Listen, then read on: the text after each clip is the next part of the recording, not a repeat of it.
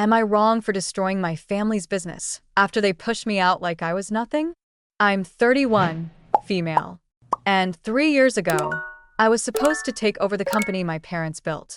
Instead, I got replaced. Not by a stranger, by my younger brother. Let me explain. Our family business wasn't huge, but it was stable. A logistics company based in Chicago. Contracts with a few mid-sized manufacturers, steady cash flow, solid reputation. I grew up in that office. After school, I'd sit in the corner doing homework while my dad handled calls and my mom managed invoices. By the time I was 16, I knew how to read contracts better than most adults. By 22, I was working there full-time. Not because I had to, Because I wanted to. I believed in it. In us. My parents always said the same thing. This will be yours one day. And I believed them. I worked insane hours. Weekends. Holidays. Nights when everyone else went home and I stayed to fix mistakes that weren't even mine. I brought in new clients. I streamlined processes. I literally doubled one of our biggest accounts by renegotiating terms they had been mishandling for years.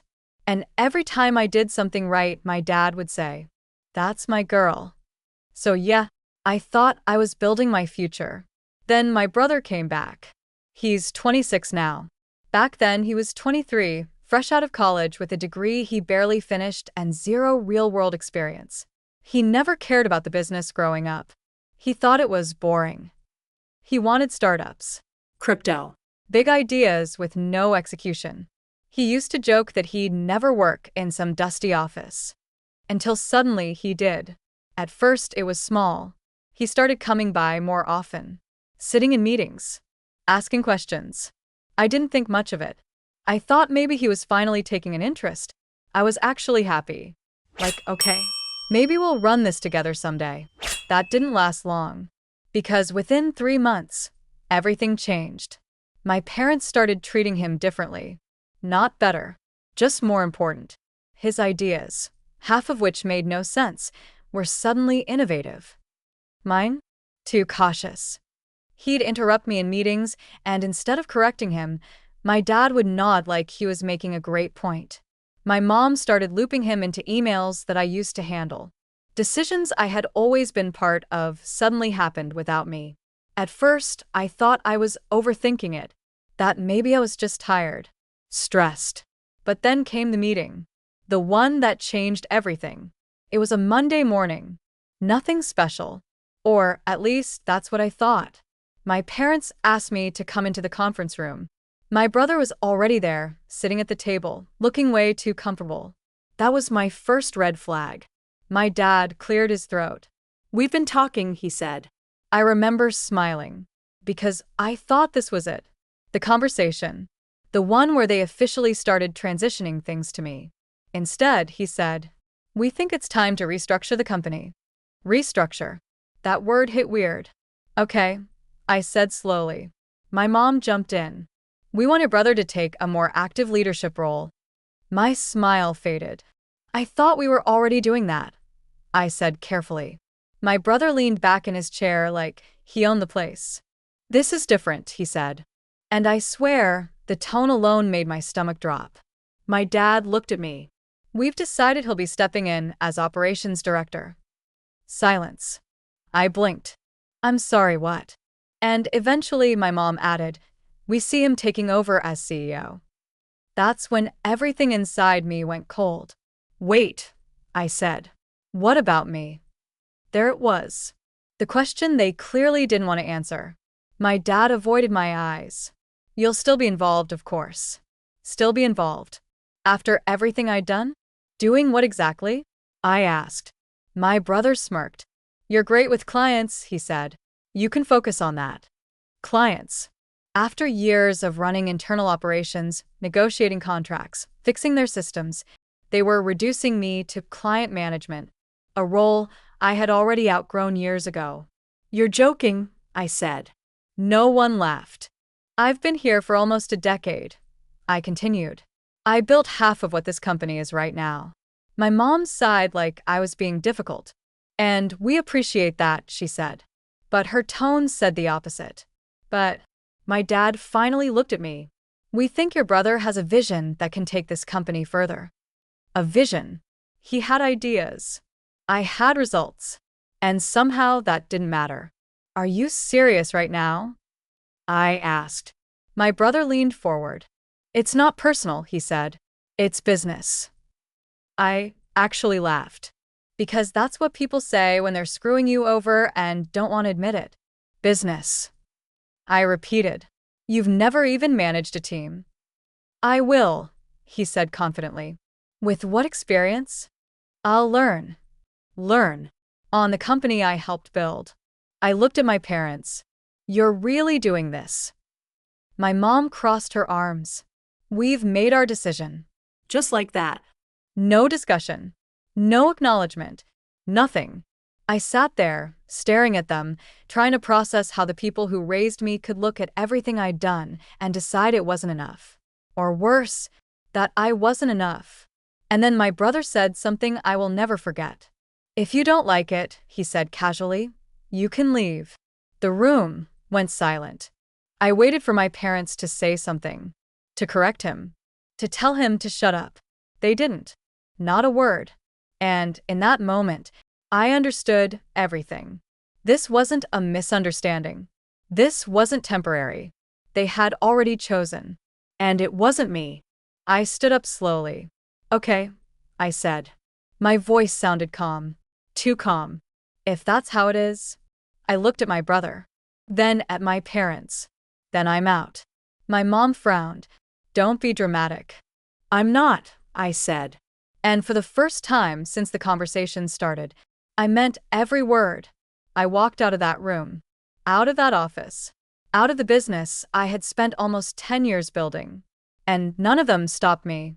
Not even a wait. Not even a let's talk. Nothing. That should have been the end of it, right? They made their choice. I walked away. Clean. Simple. Except it wasn't. Because 2 weeks later, one of our biggest clients called me directly. And what they said changed everything. Hey, he said, we're having issues with the new management. New management. I leaned back in my chair. What kind of issues? He hesitated. Delays. Miscommunication. Pricing changes that don't match the contract. I closed my eyes for a second. Because I already knew. My brother. Have you talked to them? I asked. We tried, he said. But honestly, it's not the same without you. That hit harder than I expected. Not because of ego. Because it confirmed what I already suspected. They were messing things up. Badly. I don't work there anymore, I said. There was a pause. Yeah, he said. We heard. Another pause. And then he said something that made my heart start pounding. If you started your own company, we'd move our contract. I sat up straight. What? You heard me, he said. We trust you. Not them. And just like that, what was supposed to be the end of my story turned into something else entirely. Something bigger. Because suddenly, this wasn't just about being pushed out anymore. This was about what I was going to do next, and whether I was ready to take everything they had, right out from under them. And here's where I might be the asshole. Because instead of ignoring it, instead of moving on, I said yes. So yeah, I said yes. Not immediately. Not impulsively. But I said yes. And I think that's the moment where everything shifted from hurt to something else. Something colder. Something strategic. Because up until that phone call, I was just trying to survive what happened. Trying to process how my own family could push me out like I was replaceable. But now? Now I had leverage. And they had no idea. The client who called me, let's call him Mark, wasn't just one of many. He was our biggest contract. Almost 40% of the company's revenue. Losing him wouldn't just hurt. It would destabilize everything. And my brother? He had no clue how fragile that relationship actually was. Because I was the one who built it. From scratch. I remembered the first time I met Mark. He didn't trust us. Thought we were too small. Too disorganized. It took me 8 months to earn that contract. 8 months of calls, adjustments, negotiations, and fixing problems before they even happened. And now, he was ready to walk. For me. Are you serious? I asked him again just to be sure. 100%, he said. If you build it, we're in. Build it. Just like that. Like starting a company from nothing was a casual weekend project. But here's the thing. I already knew how. Because I had basically been running one already. That night, I didn't sleep. Not because I was upset. Because my brain wouldn't stop working.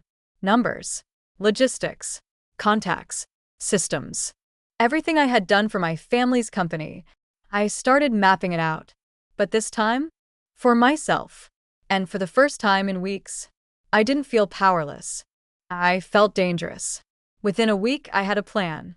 Within 2 weeks, I had an LLC. Within 3, I had a small team. Not random people. People who trusted me. People who had worked with me before. One of our former dispatchers. A logistics coordinator who had left months earlier because my brother didn't like her attitude. And one guy from accounting who quietly told me, I always knew this would happen. That one hurt more than I expected. Because it meant this wasn't sudden. It was predictable. Just not to me. I didn't announce anything. Didn't post. Didn't make noise. I built everything quietly. Systems. Contracts. Structure. And when everything was ready, I called Mark back. We're live, I said. He didn't hesitate. Send the paperwork. That was the first domino. And it fell fast. Faster than I expected. Because once one client moves, others start asking questions. Within a month, I had 3 of their major accounts. Not because I stole anything. I didn't reach out first. They came to me. Every single one of them said some version of the same thing. It's not working without you. And here's where things get messy. Because technically, I didn't do anything illegal. I didn't take data. I didn't break contracts. I didn't sabotage them. I just existed. And they followed. But emotionally, it didn't feel neutral.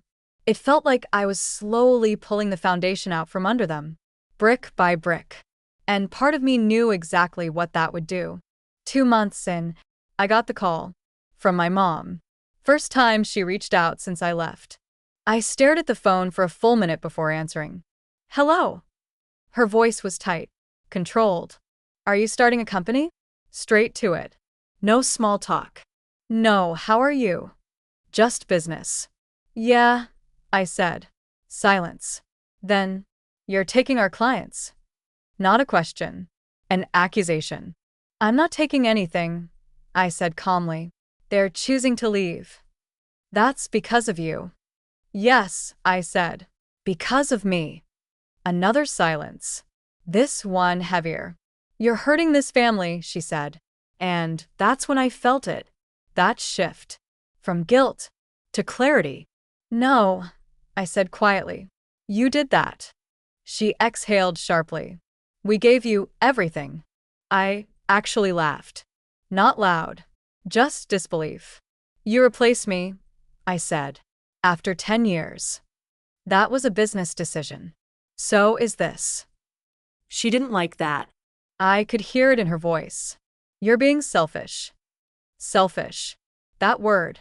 After everything. Do you hear yourself? I asked. You're destroying what we built. No, I said again. I'm building what you threw away. And for a second, she didn't have a response. Then she said something that I didn't expect. Your brother is struggling. I paused. Because that was new. Struggling how? He's under pressure.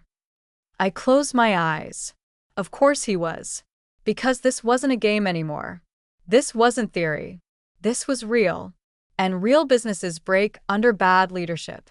You chose him, I said. We chose what's best for the company. Then deal with it. There was one last thing she said before hanging up. And it stuck with me. You're going to regret this. Maybe. But not in the way she thought. Because a week later, something happened that took this to another level. I got an email from a client I didn't even know was having issues. Subject line. Urgent, contract concerns. I opened it, and what I read made my stomach drop. Because it wasn't just mismanagement anymore. It was mistakes. Big ones. Pricing errors. missed deadlines, penalty clauses being triggered, the kind of things that don't just hurt a company, they bury it. And at the bottom of the email, there was one line: "If you're available, we'd prefer to transition immediately." That was client number 4. And that's when I realized something. This wasn't just me succeeding. This was them collapsing. Faster than anyone expected. And the worst part? They still thought this was about me. About revenge. About emotion. They had no idea that the real problem was already inside their own company. And then my brother called me. Not text. Not email. A direct call. I stared at his name on my screen. And for the first time, I hesitated. Because I knew, whatever he was about to say, this wasn't going to stay business anymore. And I answered. I answered on the third ring. Not because I wanted to, because I wanted to hear how he would say it, how he would frame this. Like I was the villain? Like he was the victim? Like none of this had anything to do with the choice they made? Hello. For a second, he didn't speak. Then, finally. "So it's true." His voice sounded different than I remembered. Less smug. More strained. I leaned back in my chair. "What part?" "That you're going after our clients." There it was again. That word. Our. As if I still belonged to the thing he took from me. "I'm not going after anyone," I said. "People are calling me." "That's convenient." "No," I said. "That's consequences." He let out this bitter laugh. "You really couldn't just leave, huh?" That almost made me smile. Because the nerve of him saying that, after looking me in the face and telling me I could leave, was almost impressive. "You told me to," I said. "That's not what I meant." "Really?" Because it sounded pretty clear. He was quiet for a second. Then his voice hardened. "You're doing this because you're jealous." I blinked. Not because it hurt. Because it was so deeply ridiculous. Jealous of what? That mom and dad chose me. There it was. The truth underneath everything. Not strategy. Not business. Not restructuring. Ego. His ego. He wanted to win. He wanted to be the one they picked. And now that picking him was blowing up in his face, he needed it to be my fault. "You weren't chosen because you were better," I said. "You were chosen because they wanted to believe you were." That doesn't even make sense. "It will," I said, "when the bills hit." He snapped. "Do you have any idea what you've done?" I looked around my office. My office. Small. Rented. Nothing fancy. Just 2 desks, a printer that made weird noises, and a whiteboard filled with routes and deadlines. And still it felt more like mine than that family company ever had. "Yeah," I said. "I built something." "You attacked your own family." "No," I said. "I stopped protecting people who used me." Silence. Then lower. "You always thought that company was yours." That sentence landed harder than I expected. Because yes, I did. Not in some greedy, entitled way. In the way you think a place belongs to you when you bleed for it. When you spend your 20s there. When you miss birthdays, vacations, relationships, sleep. When your whole life gets poured into something because your parents look you in the eye and say one day, "This will be yours." "I thought I was part of it," I said quietly. "You were an employee." And that did it. That was the first moment I felt the grief fully burn off and turn into anger. Not hot anger. Cold anger. The kind that sharpens you. "Then you should have paid me better," I said. He cursed under his breath. "You're unbelievable." "No," I said. "I was loyal. There's a difference." He didn't answer that. Because what was he going to say? That I wasn't?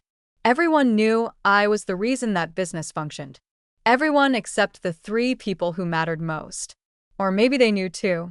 Maybe that was the problem. Maybe it's easier to hand power to the son who promises big things than the daughter who quietly keeps everything from falling apart. Maybe competence isn't exciting when it comes from the person you already expect to carry the weight. Maybe I was never going to be chosen. And maybe some part of me had known that for years. Just not enough to leave. Not until they made me. "You need to back off," he said finally. I laughed once. Actually laughed. "You called me to tell me to back off from my own company?" You know exactly what I mean. No, I said. What I know is that clients don't leave stable businesses for no reason. His breathing changed. A little faster now. You don't know what's going on here. That was interesting. Because people only say that when things are worse than they want to admit. You're right, I said. I don't. But I'm guessing it's bad. Everything was fine until you got involved. No, I said. Everything was fine until you did. He hung up. Just like that. No final threat. No last word. Just gone. And I sat there with my phone in my hand, staring at the blank screen, feeling that weird mix of adrenaline and sadness that comes after a fight you didn't want but needed. Because for the first time, he had finally said it out loud. You were an employee. That's what I had been to them. Not a daughter building a future beside her parents. Not a partner. Not family. Just labor. Useful until I wasn't. That call should have shaken me. Instead, it clarified everything. I stopped second-guessing myself after that. Stopped wondering if maybe I should slow down. Stopped feeling guilty every time another client moved over. Because here's the thing. If your own brother can watch you give a decade of your life to something and still reduce you to employee, then what exactly are you protecting? A memory? An illusion? A family version of yourself that never really existed? No.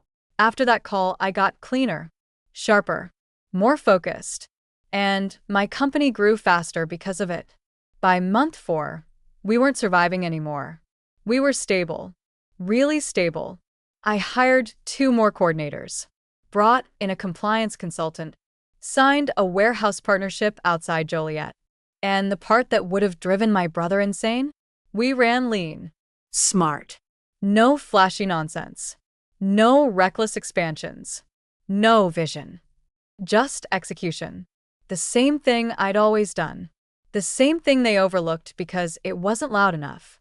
There's something deeply satisfying about succeeding in a way that proves you were never the problem. Not dramatic success. Not lottery ticket success. The kind that comes from discipline. The kind that says, you misjudged me, and now you get to watch the consequences in real time. And yes, maybe that sounds petty. Maybe this is the part where some people would say I should have moved on. Taken the high road. Built my thing quietly, and ignored theirs. But what does high road even mean when people tried to cut you out of your own life's work? Does it mean smiling while they fail? Does it mean pretending none of this is personal, when every single part of it is? I don't know. That's why I'm here. Because I honestly still don't know if I crossed a line, or if I just stopped being easy to betray. About a week after the call, I ran into one of our old drivers at a gas station. He looked surprised to see me, then relieved, then awkward, which is never a good sign. We made small talk for about 30 seconds before he said, "So, things are rough over there." I didn't respond right away. He glanced around, like my brother might appear out of nowhere. "Rough how?" I asked. He lowered his voice. "People are leaving." That got my attention. "Who?" He named 3 people immediately. 2 dispatchers and someone from billing. Then one more. Operations assistant. Then another. A scheduler. I trained myself. I felt something twist in my chest. Because companies don't lose people in clusters unless there's a reason. Fear. Chaos. Mismanagement. Or all 3. Why? I asked. He gave me this look like the answer was obvious. Your brother. I almost laughed, but didn't. What is he doing? Everything, he said. That's the problem. Then he told me things I wish I could say surprised me. He was overriding experienced staff, changing schedules last minute, promising delivery windows without checking capacity, cutting corners on vendor agreements to save money, then getting hit with penalties that cost more later. Classic incompetent leader stuff. The kind of mistakes that happen when someone wants authority more than responsibility. And then he said something that made my stomach tighten. He keeps saying you sabotaged the company before you left. I stared at him. What? He's telling people you set them up to fail. I actually took a step back. Because wow. That one hit somewhere old. That need to rewrite history so the person you hurt becomes the problem.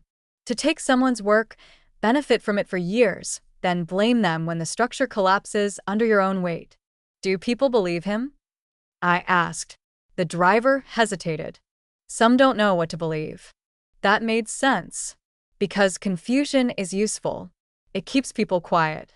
And my brother had always been good at one thing: sounding confident long enough for weaker people to mistake it for truth. Thanks for telling me, I said. He nodded. Then, almost apologetically, they should have never done that to you. I smiled, but it hurt, because hearing that from strangers was somehow worse than never hearing it from my parents. That night, I sat in my apartment with a glass of wine I didn't want and thought about calling my dad, which is obviously impossible. And that's the thing no one tells you about grief: when family betrayal gets tangled into it, you don't just lose the person. You lose your witness. The one person who could explain what happened. The one person who might have understood both sides. Or maybe not. Maybe he would have taken theirs too. I'll never know. And that not knowing can eat you alive if you let it. I used to think my dad would have stepped in. Told my mom to stop. Told my brother to earn his place. Told me I mattered. Now? I'm not sure. Maybe that's cruel. Maybe grief is making me rewrite him in the worst possible light. But when the people closest to you betray you, they don't just damage the present.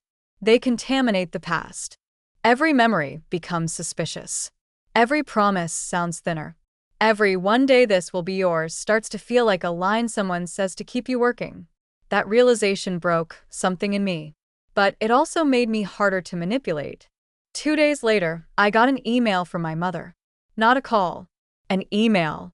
Subject line: "We need to talk." No, please. No softness. Just that. I stared at it for a while before opening it. It was short.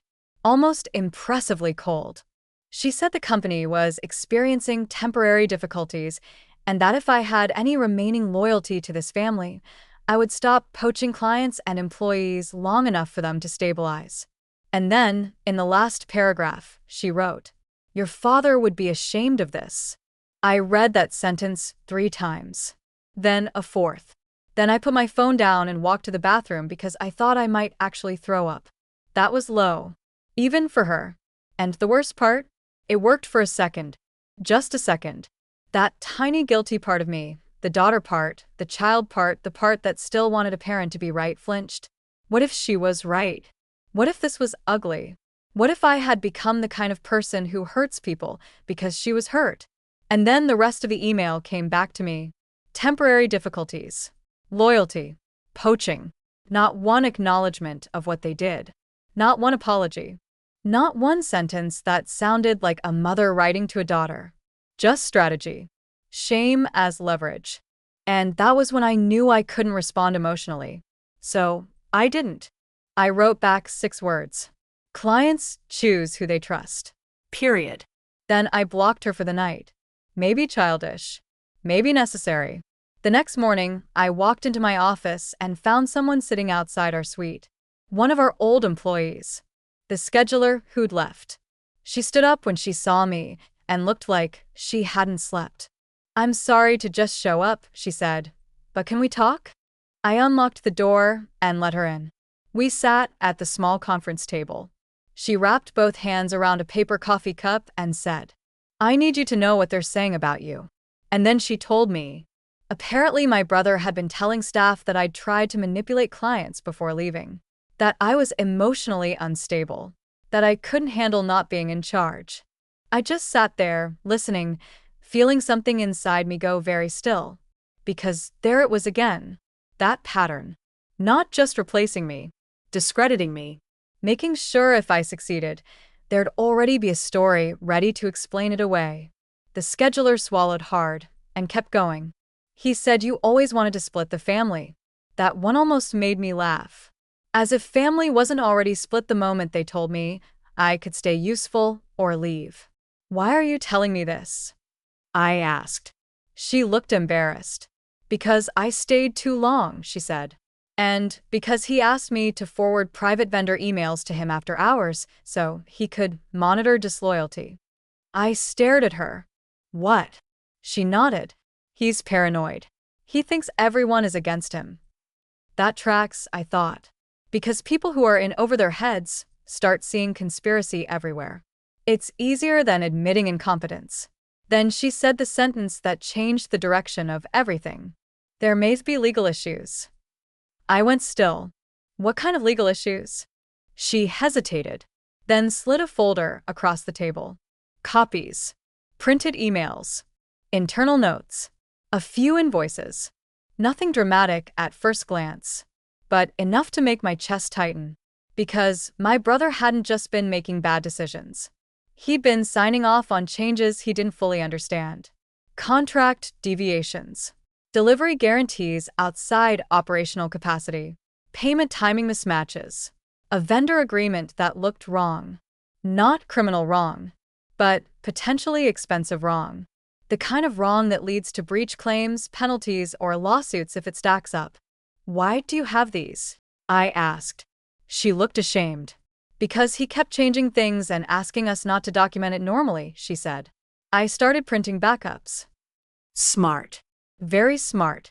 And terrifying. Because it meant people inside the company had already stopped trusting leadership enough to protect themselves. That's not a bad week. That's a collapse in progress. I looked up at her. Why didn't you take this to my parents? She gave me a sad little smile. Because they don't want the truth. They want him to work. And there it was. The entire family system in one sentence. Not truth. Not competence. Not fairness. Just the performance of the chosen son succeeding. Even if everyone else has to lie to keep the story alive. I leaned back in my chair and looked at the folder again. And for the first time since all this started, I felt something I hadn't expected. Not satisfaction. Not anger. Fear. Because this had stopped being about revenge a while ago. And now it was drifting toward something much worse. Something that could ruin all of them. For real. I went home that night with the folder in my bag and didn't open it again until after midnight. Once I did, I couldn't stop. Every page was another crack in the wall. Internal confusion.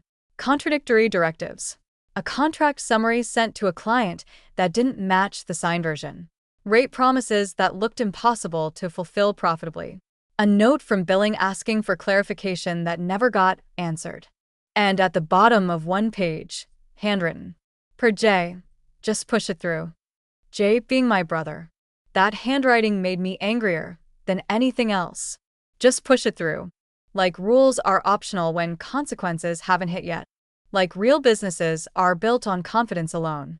Like everyone else exists to absorb the fallout of your recklessness. I sat there until nearly 2 a.m., pages spread all over my kitchen table, and I kept coming back to the same question. Do I do anything with this? Because this was the line, right? This was where I had to decide whether I was just building my own future or actively participating in their downfall. I could ignore it. Say it wasn't my problem. Let the company deal with whatever happens. That would be cleaner. Safer. Possibly wiser. But then I'd remember the lies. The phone call. The email. Your father would be ashamed. Emotionally unstable. Employee. And I'd think, why am I still the only one expected to act with grace? Why is restraint always demanded from the person who got hurt? Why does family loyalty only seem to matter when it benefits the people who betrayed you? I didn't have answers. Only that folder. And the growing feeling that the story wasn't anywhere near over. Because the next morning, I found out one of their biggest vendors had frozen service. And when I learned why, I realized my brother hadn't just been drowning. He had been lying about how deep the water was. The vendor freeze hit on a Tuesday. I didn't hear it from my family. Of course not. I heard it from someone who used to work dispatch with me. Short text. No greeting. Did you hear about Midwest Freight? My stomach dropped before I even replied. Midwest wasn't just a vendor. They were critical. One of the main carriers we relied on for overflow routes. Losing them wasn't inconvenient. It was crippling. I typed back. What happened? 3 dots. Then, they stopped accepting loads from your old company. I stared at the message. Read it again. Then again. Because vendors don't just stop like that unless something serious happened. Missed payments. Contract violations. Or worse, trust issues. Why?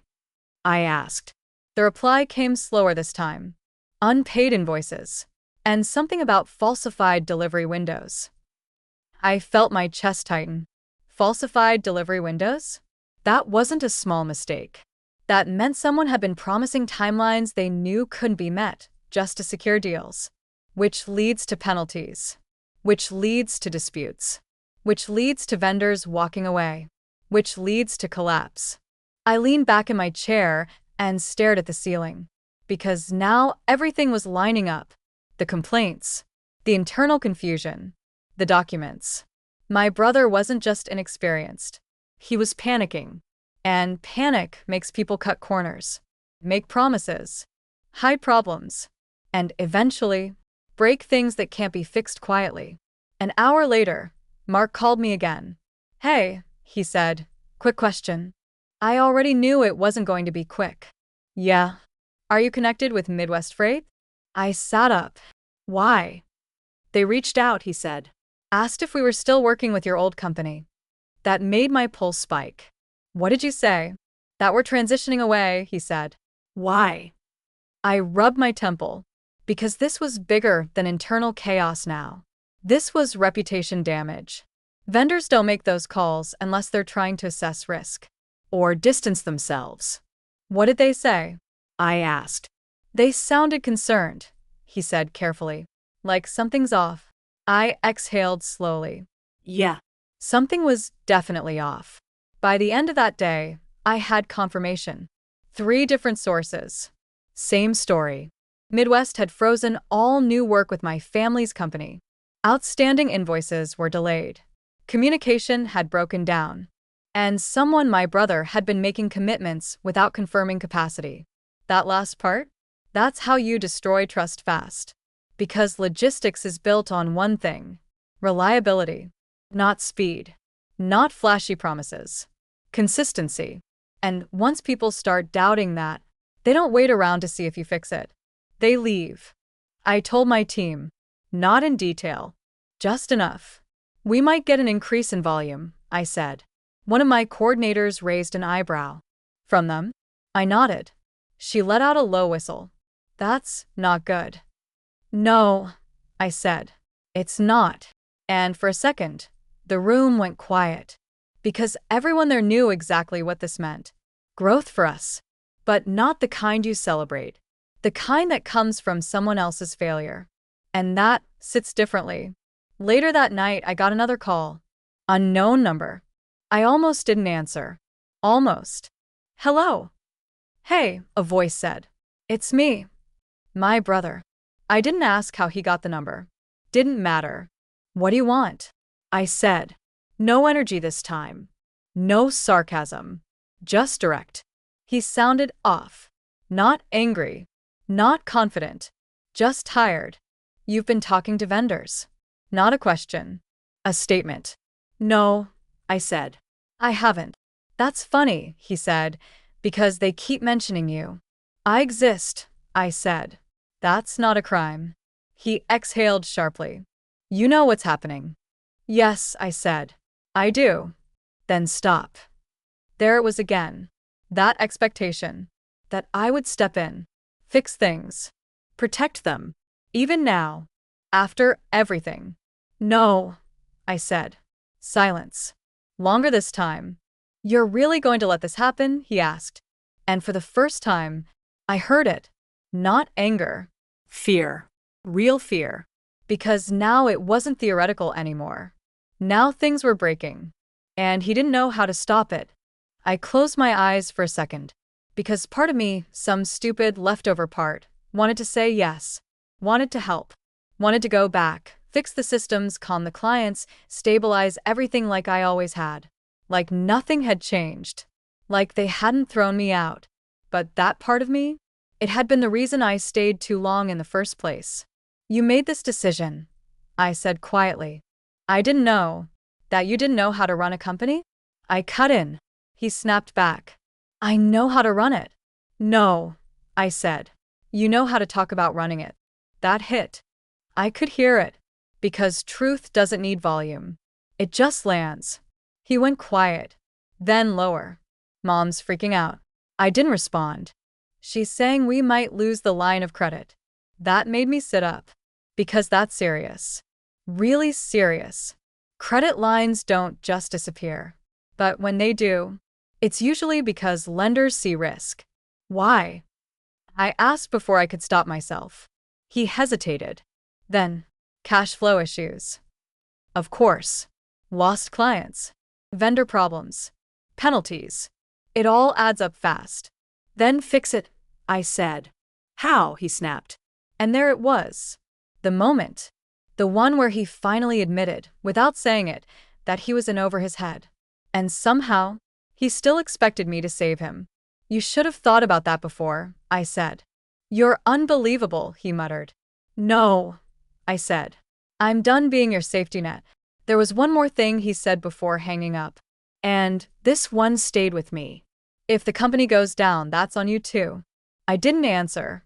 Because for a second, just a second, that doubt came back. What if he was right? What if by doing nothing, I was still responsible? But then I remembered something. Responsibility doesn't work like that. You don't get to make decisions, ignore warnings, push people out, and then blame them when things fall apart. That's not accountability. That's desperation. Still, that night, I didn't sleep much. Because now the stakes were clear. This wasn't just about clients anymore. Or ego. Or fairness. This was about whether their company would survive at all. And whether I would do anything to stop it. The next morning, I got a message that changed everything again. From the scheduler. 3 words. They're auditing internally. I stared at the screen. Heart pounding. Because audits mean one thing. Someone inside the company had started asking real questions. And if those questions led where I thought they would, this wasn't going to stay a family problem anymore. They're auditing internally. I read that message at least 5 times. Because audits don't just happen. Not real ones. Not the kind people whisper about. They happen when something feels off enough that ignoring it is no longer an option. Or when someone higher up gets scared. And fear changes everything. I called her immediately. She picked up on the first ring. You saw it, she asked. Yeah, I said.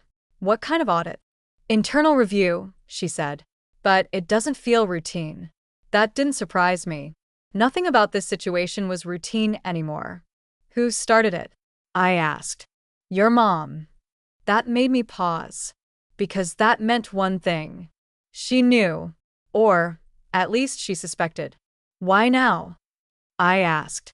Because numbers aren't matching, she said. And vendors are complaining directly to her. That tracks.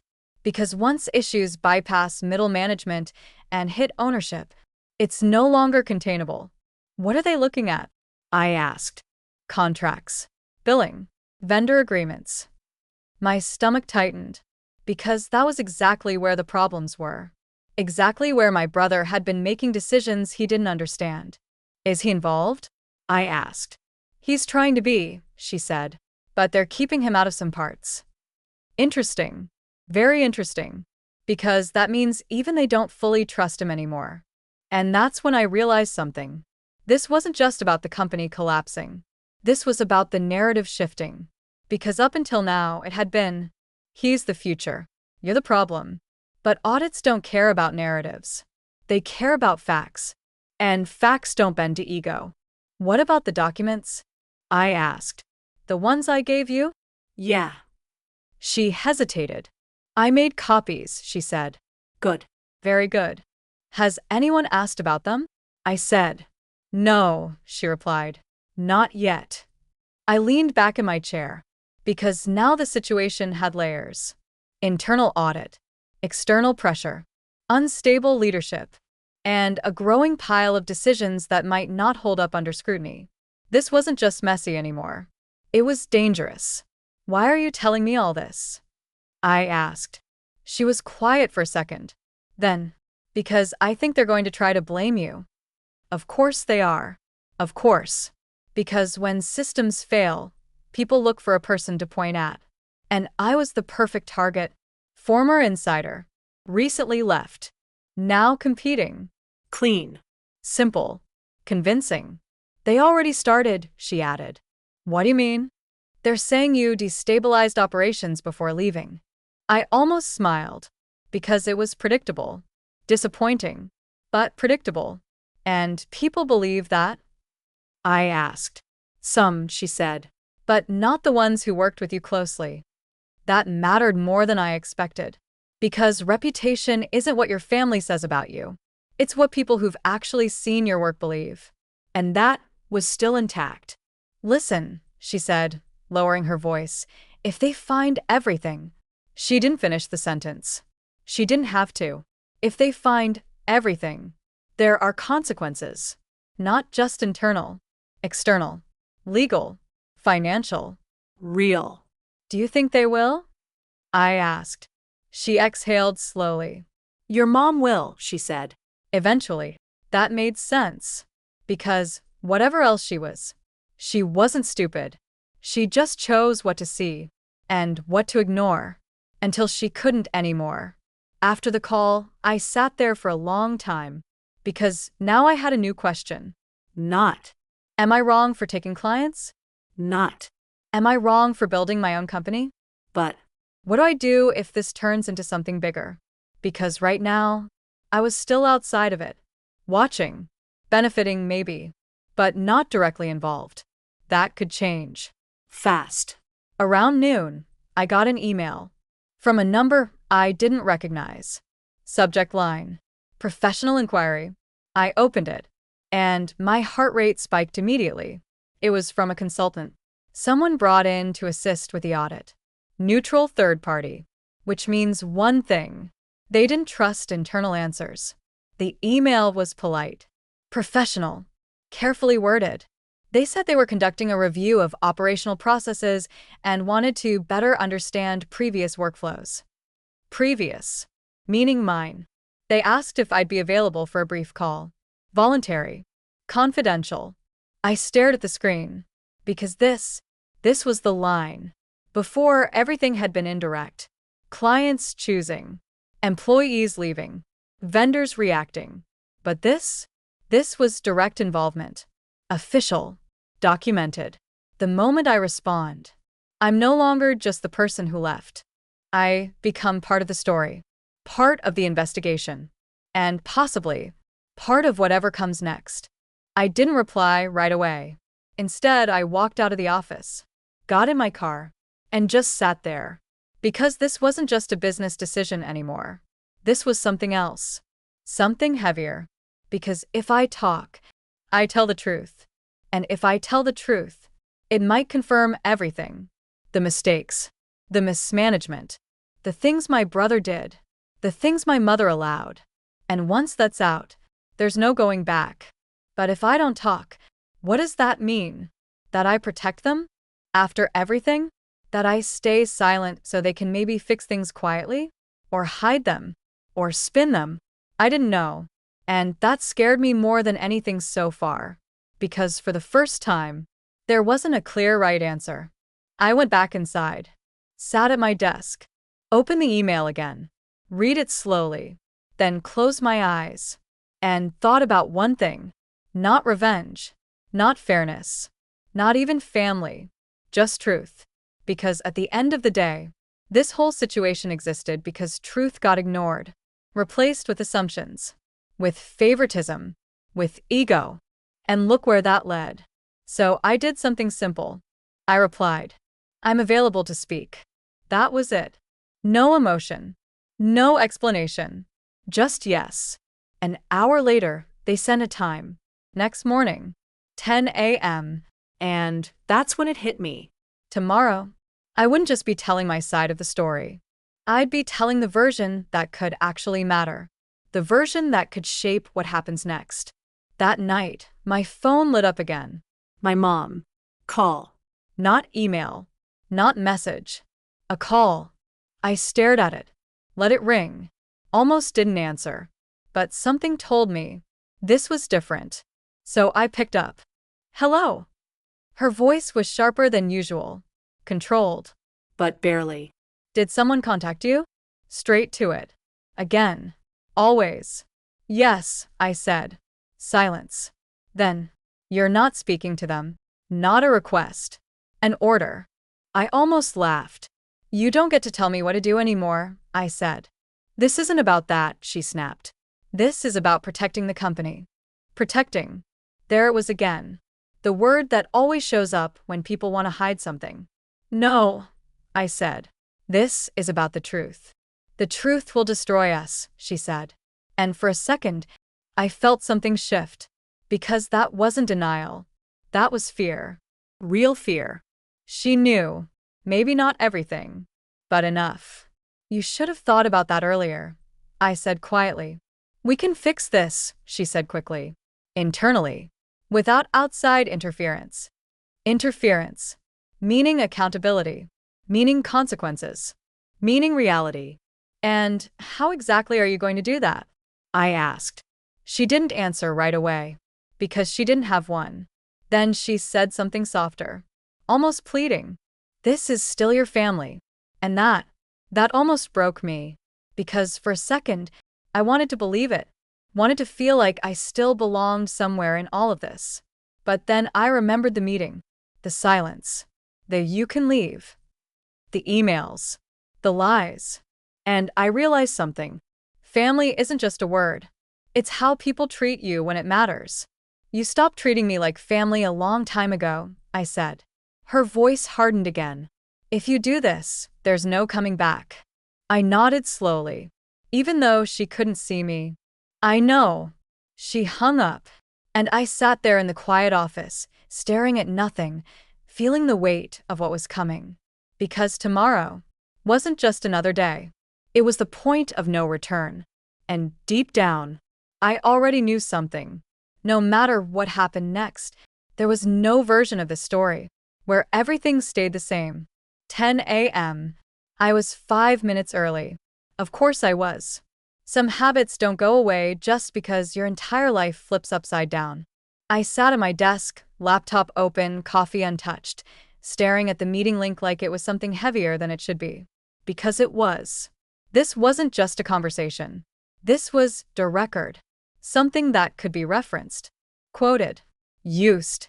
And once words leave your mouth in that context, you don't get them back.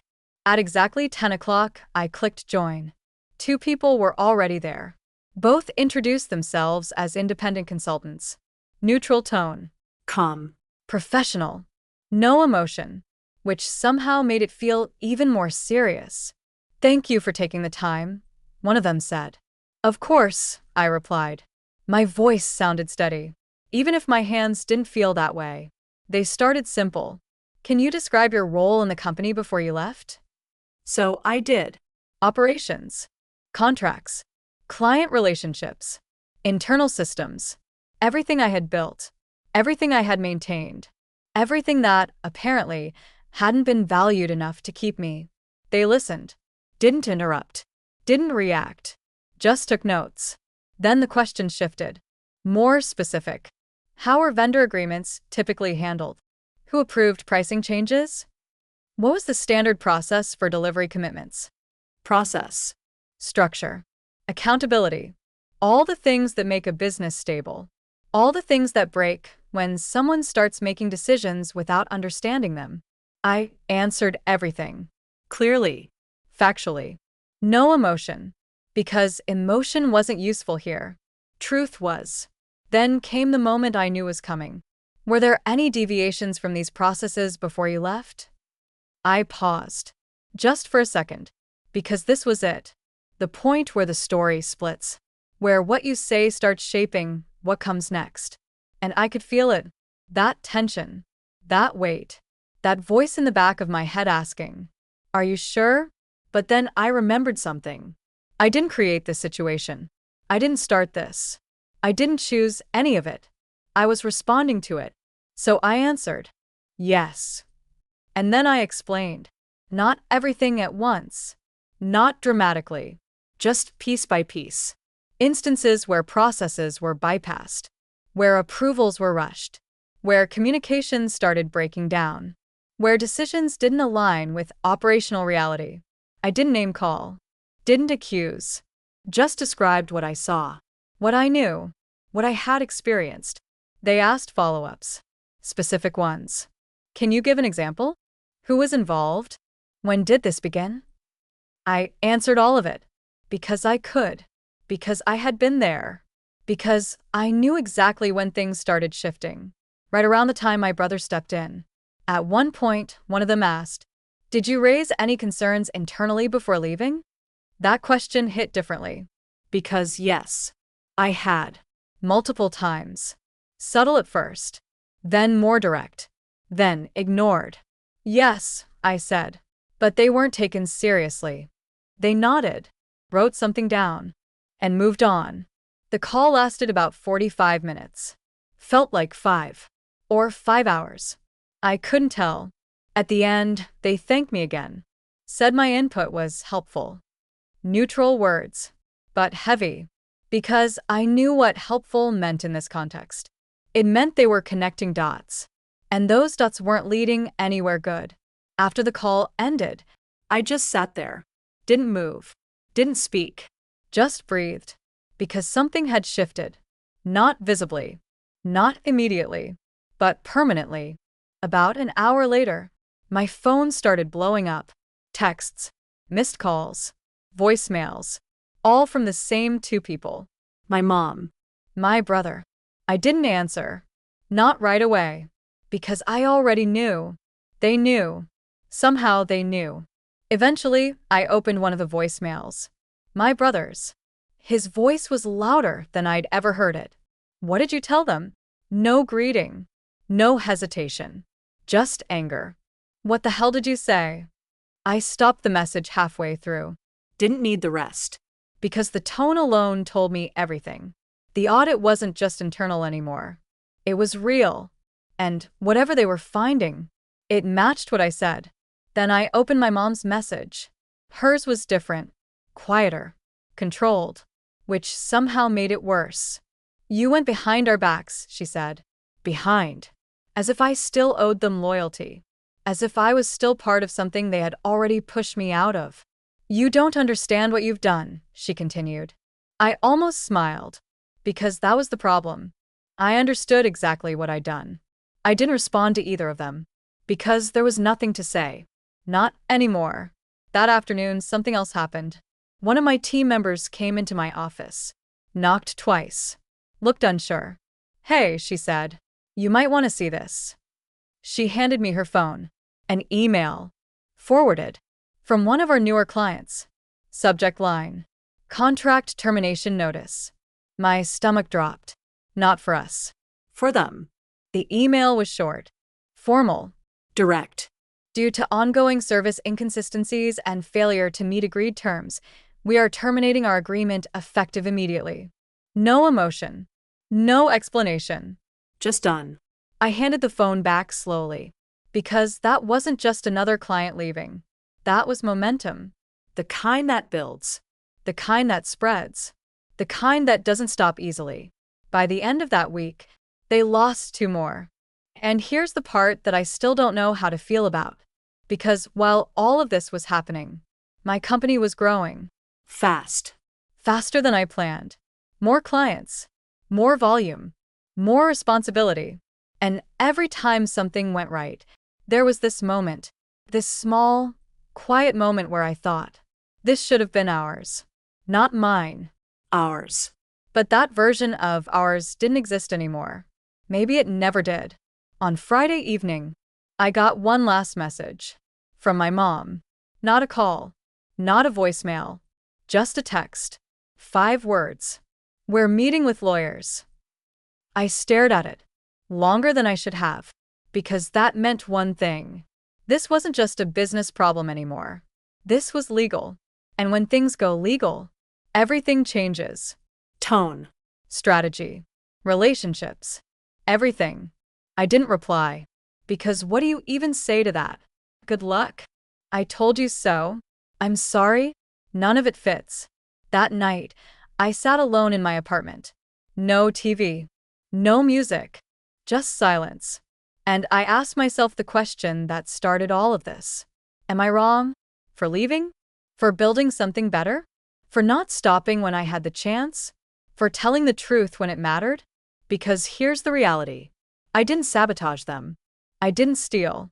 I didn't lie. I didn't attack. I just stopped protecting them and told the truth when someone finally asked. But sometimes that's enough to destroy everything. And now, They're talking to lawyers. Clients are leaving. Vendors don't trust them. And whatever happens next isn't going to be small. so yeah, That's where I am. That's what happened. And I honestly don't know anymore. The lawyer call didn't happen immediately. And somehow that made it worse. Because when everything is falling apart fast, at least you understand the direction. But when it slows down, when it goes quiet, that's when you know something bigger is being prepared. The next 2 weeks were strange. Too quiet. No calls from my mom. No angry voicemails from my brother. No accusations. Just silence. And behind that silence, movement. Then one morning I got an email from an address I didn't recognize. But I already knew what it was before opening it. Legal. Subject line. Request for information. I opened it. carefully. And yeah, it was exactly what I thought. They're lawyers. They weren't accusing me of anything directly. Not yet. But the tone? Carefully aggressive. They wanted to know about my communication with former clients, my timeline of departure, my involvement in transitions. Basically, they were trying to build a narrative that I didn't just leave, that I planned it, that I took advantage. I sat there reading it, feeling that familiar pressure building in my chest. Because this is how it starts. Not with lawsuits, with positioning, framing, Control of the story. and for a moment, I hesitated, because responding means stepping fully into conflict. Ignoring it, also a decision, a risky one. So, I did the one thing I hadn't done yet. I called a lawyer. 2 days later, I was sitting across from someone who had zero emotional connection to any of this. And honestly, that's exactly what I needed. I explained everything. From the beginning. The company, my role, the meeting, the clients, the audit, everything. When I finished, he leaned back and said something that changed how I saw all of this. You didn't take anything, he said. I nodded. I know. No, he said. I mean legally. You're clean. That word hit differently than I expected. Clean. They're looking for leverage, he continued. But from what you've told me, they don't have much. So, what happens now? I asked. He shrugged slightly. They might try to intimidate you, Or negotiate. or shift blame publicly. Publicly. That word stuck. Because up until now, this had been contained. Family. Clients. Internal chaos. But if it went public, that's a different game. Should I respond? I asked. Yes, he said. But not emotionally. And not alone. So, we drafted a response. Clear. Professional. Careful. No admissions. No defensiveness. Just facts. And then, we sent it. That should have been the end of my involvement. At least legally. But it wasn't. Because a week later, something happened that I didn't expect. One of their former employees reached out. Not for a job. Not for gossip. But to warn me. They're not just blaming you internally anymore, she said. They're telling people you destroyed the company. I sat there, holding my phone, feeling something settle in my chest. Not anger. Not even surprise. Just Clarity. because that's what people do when things fall apart. They look for a story that makes it someone else's fault. Something simple. Something easy to believe. Something that protects their ego. And I realized something in that moment. I could fight that narrative. Try to defend myself. Explain everything. Or I could do something else. I could win quietly. So, I didn't respond publicly. Didn't post. Didn't argue. Didn't engage. I just kept building. And here's what happened next. Not instantly. Not dramatically. But steadily. More clients came. Not because I chased them. Because word spread. More employees reached out. Not because I recruited them. Because they wanted stability. And within 6 months, My company was bigger than the one I left. That part still feels unreal. Not in a look at me way. In a, how did it all collapse so fast for them? And come together so fast for me? Then I got the final update. Not from my family. From someone else. They're shutting it down. I didn't react right away. Just sat there. Letting it sink in. The company I grew up in. The one I gave a decade of my life to. The one that was supposed to be my future. Gone. Not because of me. Because of decisions.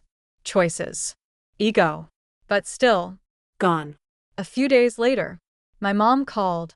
For the first time since everything. I almost didn't answer. But I did. Her voice was different. Not sharp. Not controlled. Just tired. "It's over," she said. I didn't say anything. "We're closing," she added. Silence. And then, something I never expected. We were wrong. That hit harder than everything else combined. Not the lawsuits. Not the accusations. Not even the betrayal. Those 3 words. We were wrong. I closed my eyes. Because part of me had waited for that. For months. For years, maybe. And now that it finally came, it didn't fix anything. "I know," I said quietly. She didn't argue. Didn't defend. Didn't explain. Just silence. Then she asked one last thing. "Can we fix this?" And that's where I don't know if I'm the asshole. Because I didn't say yes. I said, "I don't know." And I meant it. Because some things don't break all at once. They crack slowly. Over time. Until one day, there's nothing left to repair. So yeah. That's the full story. I didn't destroy my family's business. I just stopped holding it together. But maybe that's the same thing. Am I the asshole?